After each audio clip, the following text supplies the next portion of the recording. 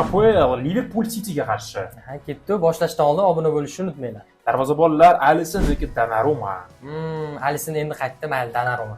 O'ng qanot himoyachilari Frimpong yoki Nunes. Kanate yoki Husanov. Husanov. Albatta. Van Dijk yoki Mark Gehi. Van Dijk. Robertson yoki Ait Nuri. Robertson.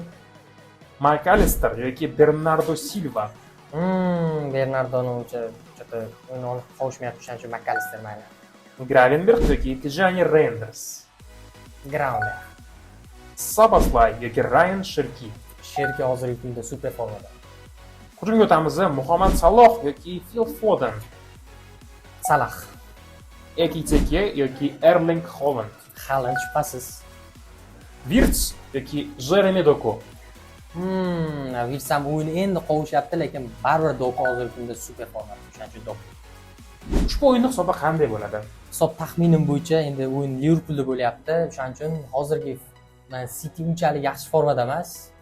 Liverpool foydasiga bo'ladi deb o'ylayapman. 2-1 hisobida Liverpool g'alaba qozonadi. Yana ham muxlislar yozib qoldiringlar, taxmininglar nechi bo'ladi?